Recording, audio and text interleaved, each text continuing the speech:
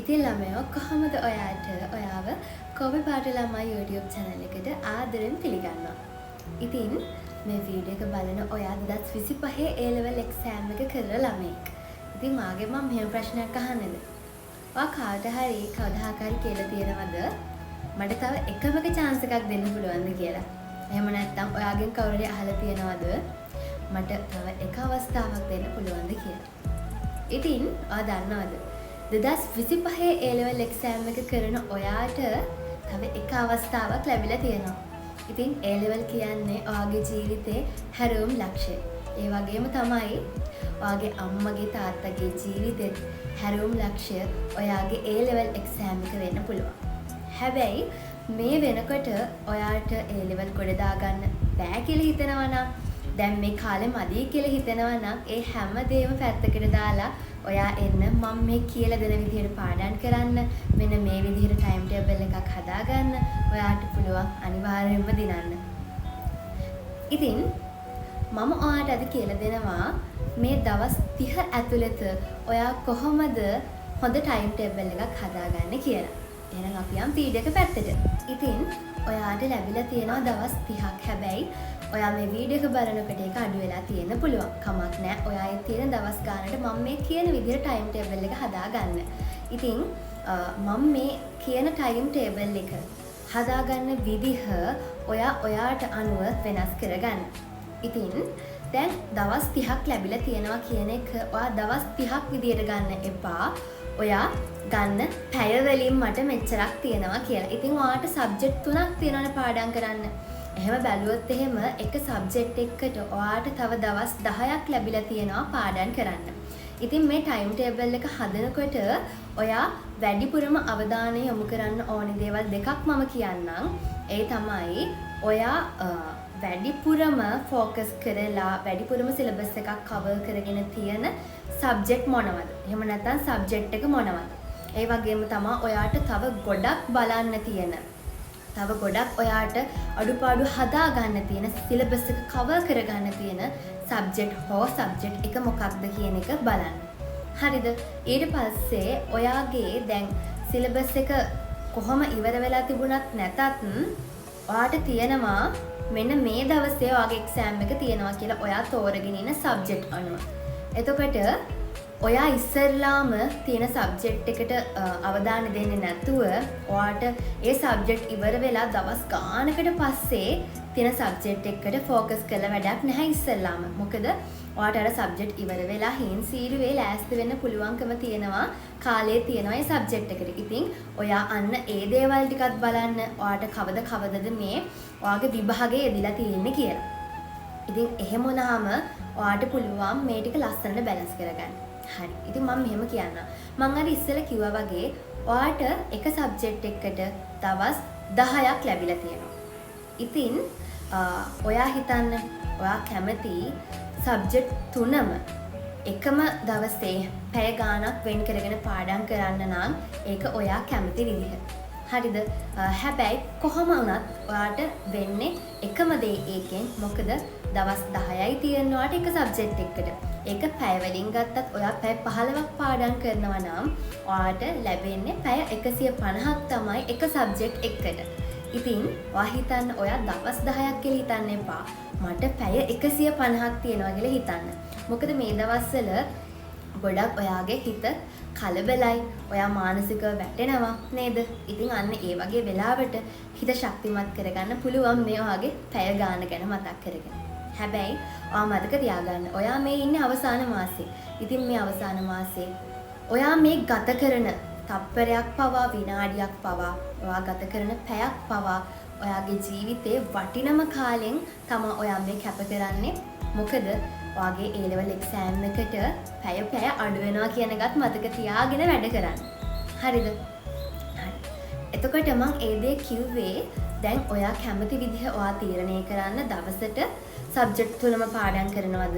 එහෙම නැත්නම් මම මෙන්න මේ දවස් 10 මෙන්න මේ සබ්ජෙක්ට් එකට ફોකස් කරනවද කියලා. ඉතින් ඔයා එහෙම ફોකස් කරනවා නම් ඔයා අනිවාර්යෙන් බලන්න ඔයාගේ විභාග තියෙන දවස් අනුව ඒ දවස් 10 වෙන් කරගන්න. ඉතින් මේ ටයිම් ටේබල් එක හදන්න කලින් ඊළඟට ඔයා ફોකස් කරන්න ඕනි දෙයක් තියෙනවා. ඒ තමයි ඔයා දැනට ඔයාගේ මේ සබ්ජෙක්ට් තුනේ මොන වගේ මට්ටමකද ඉන්නේ? දැන් සාමාන්‍යයෙන් ඔයා කැමති සබ්ජෙක්ට් දෙකක් ඇති, එහෙම නැත්නම් කැමති සබ්ජෙක්ට් එකක් ඇති, ඒ වගේ තියෙනවනේ. ඒක පුද්ගලික හේතුන් මත වෙන දේවල්. ඉතින් ඔයා කොළ 3ක් ගන්න ඕනේ ඉස්සෙල්ලාම. ඊට පස්සේ ඔයා ඔයාගේ සබ්ජෙක්ට් තුන මොනවද කියලා දාලා එක කොළයක් අරගෙන මෙන්න මේ සබ්ජෙක්ට් එකේ මට ඉගෙන ගන්න තියෙන මෙන්න මේ මාතෘකා, මෙන්න මේ පාඩම් කියලා දා ගන්න ඕනේ. ඊට පස්සේ මේ සබ්ජෙක්ට් තුනටම ඔයා මේක කරන්න. ඔයා බලන්න හරි පළවෙනි පාඩමේ මට තව කොච්චරක් පාඩම් කරන්න තියෙනවද? මම පාඩම් කළේ ඉවරද? දෙවෙනි පාඩමේ කොච්චරක් තියෙනවද? හරිද? ඒ වගේම තමයි ඒ තුන හරියට කරලා ඉවර වෙලා ඔයා ගන්න past papers. හරිද? past papers අරගෙන ඔයා බලන්න හරි පළවෙනි පාඩමෙන් මෙන්න මේ වගේ ප්‍රශ්න හැදිලා තියෙනවා. දෙවෙනි පාඩමෙන් මෙන්න මේ වගේ ප්‍රශ්න හැදිලා තියෙනවා. තුන්වෙනි පාඩමෙන් මට මෙන්න මේ වගේ රචනාමය ප්‍රශ්න ලියන්න ඇවිල්ලා තියෙනවා.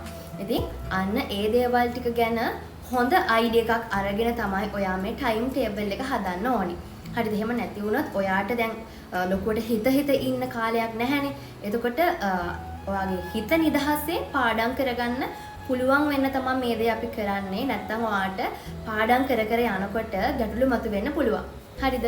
ඉතින් එතකොට ඔයා හොඳ නිරවුල් මනසකින් ඔයාගේ සබ්ජෙක්ට් එක ගැන හොඳට අයිඩියා එකක් අරගෙන මේ වැඩේ කරද්දි ඔයාට ආයෙ මගින් ගැටලු මතුවෙන්නේ නැහැ. මොකද ඒ ගැටලු වලට උත්තර හොය ඉන්න අපිට කාලයක් ඉතිරි වෙලා නැති නිසා. හරිද? එතකොට ඔයා ඒ විදිහට කොළ 3ක් ලියලා ඔයාගේ සබ්ජෙක්ට් එක ගැන අවබෝධයක් ගත්තට පස්සේ ඔයා දන්නවා මෙන්න මේ සබ්ජෙක්ට් එකේ මං ඉන්නේ මේ වගේ මට්ටමක. S මට්ටමේ ඉන්නේ, B මට්ටමේ ඉන්නේ, C මට්ටමේ ඉන්නේ. මං තව මොනවද මේකේ කරගන්න ඕනි කියන එක සහ මම මොන වගේ පාඩම් වලටද වැඩිපුර අවධානය දෙන්න ඕනි කියන එක ඔයා දැනගෙන ඉන්නේ. හරිද? හරි. ඉතින් ඔයා ඒක කරලා ඉවරලා තමයි මම මේ දැන් කියන එක කරන්න ඕනි. ඉතින් දැන් ඔයා තවත් කරුණු 3ක් ගැන අවධානය යොමු කරන්න ඕනි. දැන් ඔයා ඉස්සරහට පාඩම් කරගෙන යනකොට ඔයාට මේ සිලබස් එක කවර් කරගන්න තියරි ඕනි වෙනවා. ඉතින් ඔයා ඒ තියරි ටික හදාගෙනද තියෙන්නේ කියන එක. ඊට පස්සේ ඔයාට past papers ඕනි. එතකොට මේ දවස් 6 ඇතුළත ඔයා අහනවා නම් මගෙන් past papers වලින්ම ගොඩ යන්න පුළුවන්ද කියලා. බෑ. ඔයා තියරි දැනගෙන ඉන්න ඕනි. හරිද? ඊට පස්සේ තුන්වෙනි එක තමයි ළමයි දැන් මම ඔයාට කිව්වනේ ඔයාට පැය 150ක් තියෙනවා කියලා එක සබ්ජෙක්ට් එකක් පාඩම් කරන්න. එතකොට ඔයාට ක්ලාසස් තියෙනවා. රෙකෝඩින්ග්ස් බලන්න තියෙනවා ඇති. අන්න ඒකත් අපි බලන්න ඕන තුන්වෙනි කාරණේ හැටියට. එතකොට අපිට පැය 150න් තමයි අඩු කරන්න වෙන්නේ. මෙන්න මේ ක්ලාස් එකක් තියෙනවා මට. මෙන්න මේකේ රෙකෝඩින් එකක් බලන්න තියෙනවා මට කියලා. එතකොට මේ පැය 150 ඇතුළත තමයි ඔයාට ඒ සබ්ජෙක්ට් එකට අදාළ දේවල් හැමදේම දාගන්න සිද්ධ වෙන්නේ. මම හිතනවා මම කියන දේ ඔයාලට තේරෙනවා ඇති කියලා. එතකොට ඔයා තියරි ටික ලෑස්ති කරගන්න, past papers අවුරුදු 5ක ඩවුන්ලෝඩ් කරගන්න. පොත් ළඟ තියෙනවා නම් ප්‍රශ්නයක් නැහැනේ. ඉතින් ඒ වගේම තමයි දැන් ඔයා ක්ලාසස් වලට තාම සහභාගී වෙනවා. එතකොට ඒ වගේ රෙකෝඩින්ග්ස් තියෙනවා. ඉතින් අනිවාර්යයෙන්ම ඔයා ඒවා බලන්නත් වෙනම ටයිම් එකක් තියාගන්න. එතකොට ඔයා ඒ ක්ලාසස් වලට යනකොට ආපහු ඒ ක්ලාස් එකෙන් පස්සේ මම මේ ටික බලනවා, ඒක මතක තියාගන්නවා, පාඩම් කරනවා කියලා ඉන්න එපා. ඔයා ඒ 150ට මේ ක්ලාස් ටයිම් එකක් දාගෙන තියෙන නිසා ඔයා ඒ වෙලාවෙම සර් හෝ මැඩම් කියලා දෙනක ඔළුවට දාගන්න. හරිද? රෙකෝඩින් බලන එකත් 150 ඇතුළටම දාගෙන ඒ ටයිම් එක බැලන්ස් කරගන්න ඔයාට සිද්ධ වෙනවා. හරිද? ඉතින් දැන් ඔයා තීරණය කරලා තියෙනවා මෙන්න මේ දවස් 10 ඇතුළත මම මෙන්න මේ සබ්ජෙක්ට් එක තමයි කරන්න කියලා. හරිද? එතකොට ඔයාට දැන් මෙතනදි ළමයි දවසක් හම්බ වෙනවනේ. ඔයා හිතන්න ඔයා මේ දවස ඇතුළත පැය 15ක් පාඩම් කරනවා කියලා. දැන් උපරිම හැමදේම කර ඉඳලා පැය 15ක් වා වෙන් කරගත්ත කියලා හිතන්න දවසට එක සබ්ජෙක්ට් එකකට. එතකොට මේ වගේ දවස් 10ක් තියෙනවා ඔයාට එක සබ්ජෙක්ට් එකකට. හරිද? ඉතින් මෙතනදී ඔයාට පුළුවන් ඔයා මේ ගත කරන දවස පැය 15ක්නේ පාඩම් කරන්න අපි දාගත්තේ. එතකොට ඒක ඔයාට පුළුවන් කොටස් 3කට බෙදා ගන්න. හරිද? එතකොට පැය 15කින් ඔයාට කොටස් 3ක් තියෙනවා එක සබ්ජෙක්ට් එක වැඩ කරන්න. ඉතින් මෙන්න මෙතනදී ඔයා දෙයක් කරන්න ඕනි. මෙන්න මේ දෙන් ඔයාට ගොඩක් ලොකු නිදහසක් දැනේ ඔළුවට. ඒක තමයි දැන් ඔයා දවස් 10ක් දාගත්ත පාඩම් කරන්න එක සබ්ජෙක්ට් එකක්. ඉතින් දැන් මම අර කිව්වනේ මෙන්න මේ දේවල් තමයි මට පාඩම් කරන්න තියෙන්නේ කියලා මම කොලයක් හදාගන්න කිව්වා. ඉතින් එන්නේ ඒක මෙන්න මෙතනට තමයි ප්‍රයෝගී වෙන්නේ. ඒ තමයි දැන් ඔයා ඒ සබ්ජෙක්ට් එකට අදාළව හදාගෙන තියෙනවා මෙන්න මේ ටික මට පාඩම් කරන්න තියෙනවා කියලා. එතකොට ඔයා මෙන්න මේ දවස් 10 ඇතුළත එන්න ඒ පාඩම් ටික දාගන්න ඕනි. හරිද? ඔයාට තේරෙනවනේ මම කියන එක. ඔයා දවස් 10 පල්ලෙහාට ලියන්න. හරිද? ඒ වගේම ඒක ලියලි ඉවර වෙලා ඔයා අර කොලේ බල ඔයාට එතකොටත් එතනදී සැලකිලිමත් වෙන්න වෙනවා. මේක ටිකක් දීර්ඝ පාඩමක්. එතකොට මේක මට මෙන්න මේ දවස් තුනට කරගන්න පුළුවන්. ඊළඟ දවසට ගෙනියන්න වෙනවද? මෙන්න මේ පාඩම නම් ගොඩාක් ලොකු පාඩමක් නෙවෙයි. මට මෙන්න මේ වගේ පැය ගානකින් මේක ඉවර කරගන්න පුළුවන්. අන්න ඒ විදිහට ඔයා ID එකක් අරගෙන අර දවස් 10 ඇතුළත මෙන්න මේ පාඩම් ටික දාන්න. හරිද? මේ වීඩියෝ එක බලන ඔයාට හිතෙනවා නම් අප්පෝ ඒක කරන්න බැරි වැඩක්. මට මෙන්න මේ දවස් 10 ඇතුළත මේක කරගන්න බෑ කියලා. බැරි නැහැ. පැය 150ක් තියෙනවානේ. ඔයාට පුළුවන්. මම විශ්වාස කරනවා ඔයාට පුළුවන්. හරිද? ඉතින් අන්න ඒ විදිහට ඔයා ඒ ටික වෙන් කරගන්න. ඔන්න ඔය විදිහට ඔයාගේ සබ්ජෙක්ට් තුනේම ඔයා බෙදා ගන්න දවස් 10ට අනුව ඔයා දාගන්න මෙන්න මේ පළවෙනි දවසේ මෙන්න මේ පාඩම් ටික තමයි කරන්නේ. දෙවෙනි දවසේ මෙන්න මේ පාඩම් ටික තමයි කරන්නේ. තුන්වෙනි දවසේ මෙන්න මේ පාඩම් ටික කරන්නේ. එහෙම කියලා ඔයාට දැන් ප්ලෑන් එකක් තියෙනවා. මෙන්න මේ දවස් 10 මෙන්න මේ සබ්ජෙක්ට් එක මෙන්න මේ දවසට මෙන්න මේ පාඩම් ටික කියලා ඔයාගේ හිත දැන් නිරවුල්. ඒ වගේම සබ්ජෙක්ට් තුනම කරගන්න ඕනේ. හරිද? ඉතින් එහෙම කරගත්තට පස්සේ ඔයාට තව ගැටලුවක් එනවා. දැන් මම කොහොමද පේපර්ස් කරන්නේ? මම පේපර්ස් ලියන්න දන්නේ නැහැ. ඉතින් ඔයාට දැන් පැය 150ක් තියෙනවා කියලා කිව්වනේ මම. ඉතින් මෙන්න මේ පැය 150ටම තමයි ඔය පේපර්ස් කරන එකත් වැටෙන්නේ. හරිද? දැන් ඔයා හිතන්න ඔයා මොකක් හරි සබ්ජෙක්ට් එකක් කරනවා. ඔයා හිතන්න BC සබ්ජෙක්ට් එක කියලා. එතකොට ඒක ඔයා කැමති එකක් ඔයා මොනි ස්ට්‍රීම් එක කරත්. හරිද? ඉතින් මම ආර්ට් කරලා තියෙන නිසා තමයි මම ආර්ට් ස්ට්‍රීම් එකේ අරගෙන තියෙන්නේ. හරිද? ඉතින් මේ ඔයා ඒ සබ්ජෙක්ට් එක මොකක්ද මම මෙන්න මේ දවසට කරන්න කියලා දන්නවනේ. හරිද? එතකොට එන්න එදා දවසේම ඔයාට පුළුවන් දැන් පැය 15ක් කියන්නේ ඔයාට පැය 10ක් ගත්ත කියලා හිතන්න. පැය 15න් ඔයා පැය 10ක් ගන්නවා ඒ පාඩම පාඩම් කරන්න. එහෙම නැත්නම් පාඩම් 2 3. හරිද? ෂෝට් නෝට් එකක් හරි හදාගෙන ඉක්මනින් කරන්න ඕනේ මේක. හරිද? මම ඒක ඉක්මනින් කරන්නත් ඔයාට විදිහක් කියලා දෙන්නම්. ඉතින් එතකොට ඔයා හිතන්න ඔයාට පැය 5ක් ඉතිරි වෙනවා. හරිද? ඔයාට ඉතිරි කරගන්න වෙනවා ඉක්මනින් පාඩම් කරලා. හරිද? ඔයා ඒ පැය 5 යොදා ගන්න ඕනේ පේපර්ස් කරන්න. හරිද? ඒ කියන්නේ ඔයාට දැන් තවත් දෙයක් හිතනවා මම පේපර්ස් කරන්න දන්නේ නැහැ මම තියරිය දන්නේ නැහැ කියලා. එතකොට ඔයා අර දවසට වෙන් කරගත්ත පාඩම තියෙනවනේ. එහෙම නැත්නම් පාඩම් 2 3 තියෙනවනේ. ඉතින් අන්න ඒකට අදාළව පසුගිය අවුරුදු 5ක ඇවිල්ලා තියෙන මොනවද ප්‍රශ්න?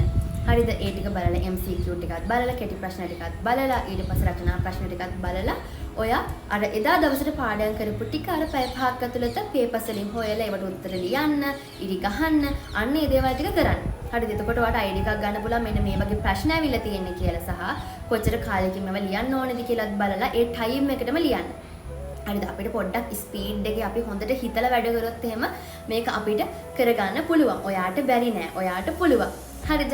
ඉතින් අන්න ඒ විදිහට තමයි ඔයාගේ දවස ගෙවා ගන්න ඕනි. හරිද? ඉතින් ඒ වගේම මම දැන් ඔයාට කිව්වනේ ඔයා දැන් මේ විදිහට දවස් 10ක් බෙදාගෙන පැය 15ක් පාඩම් කරොත් එහෙම ඔයාට මේ ලැබෙනවා කියලා පැය 150ක්. ඉතින් දැන් ඔයාට සමහර වෙලාවට තේරෙන්නෙම නැති වෙයි මේ පැය 150 ගෙවිලා යනවා. නේද? ඉතින් ඔයා හරියටම වැඩ කරනවා නම් හැම විනාඩි 5ක්ම ප්‍රයෝජනයට ගන්නවා නම් ඔයාට හැම වෙන්නේ නැහැ. හරිද? ඉතින් ඔයාට පුළුවන් මෙන්න මේ වගේ කොලයක් අරගන්න. හරිද? ඒ වගේ කොලයක් අරගෙන ඔයාගේ එක සබ්ජෙක්ට් එක නමක් උඩින් ලියන්න. හරිද? සිංහල කියලා හිතන්න. සිංහල කියලා ලිව්වා. ඔයා එතන කොටු 150ක් ගහගන්න. හරිද? කොටු 150. හරිද? මම හැමදාම වීඩියෝ කරනකොට එක්ක බල්ලෙක් කෑ ගහනවා. නැත්නම් කවුරු හරි යනවා පාරේ. හරි, කවන්නේ නැහැ. මේ මං කිව්ව විදිහට ඔයා කොලයක් අරගෙන කොටු 150ක් ගහගන්න. හරිද?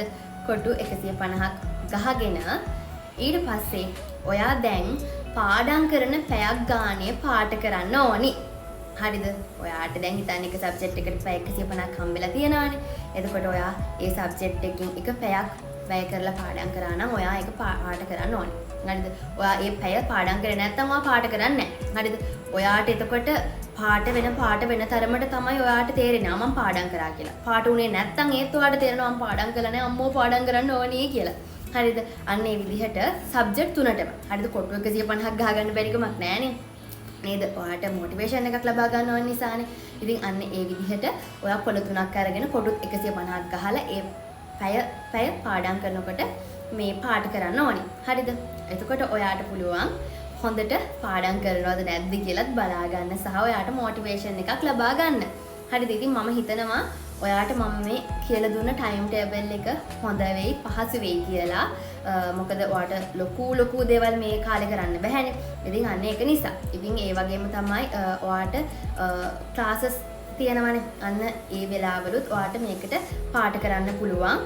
මේ ඔයා ඒ වෙලාවේ හොඳට දෙයක් ඉගෙන ගත්තා නම් විතරක්. හරිද? සමහර ළමයි ඉන්නවනේ ක්ලාස් වලට ඉගෙන ගන්න නැහැනේ. පස්සේ බලනවා රෙකෝඩින් බලනවා කියලා ඉන්නවනේ. ඒක රෙකෝඩින් එකක් බලලා මොකක් හරි ඉගෙන ගත්තත් ඔයාට පුළුවන් පැයක් පාට කරන්න. හරිද? ඒ වගේම තමයි ඔයා දන්න දෙයක් වීඩියෝ එකක් බලලා ඉගෙන ගත්තා කියලා හිතන්න. ඔයා වීඩියෝ එකක් බල නෝට් එකක් ලියා ගන්නවා. ඔයා ඒ වෙලාවේ පාඩම් කරා නම් ඔයාට ඒ පැයක් දාගන්න පුළුවන්. එතකොට ඔයාට තේරෙනවා ඔයාගේ පැය 150ක් ගත වෙන විදිහ. ඒ වගේම ඔයාට දැනගන්න පුළුවන් මට තව කොච්චර පැය ගාණක් ඉතිරි වෙලා තියෙනවද. එතකොට ඔයාට තව ස්පීඩ් වෙන්න හරි පුළුවන්. ඉතින් ඒ වගේම තමයි තව දෙයක් කියන්න ඕනේ. දැන් ගොඩක් ළමයි මේ වීඩියෝ එක බලනකොට ඔයාලගේ කාලේ අඩු වෙලා තියෙන පුළුවන්. කමක් නැහැ. ඔයාගේ තියෙන කාලයට අනුව මේක හදාගන්න. ඉතින් දැන් නොවැම්බර් 10න් පස්සේ ඔයාට එක සබ්ජෙක්ට් ඉවර වෙලා චුටි කාලවල් ලැබෙනවා. හරිද?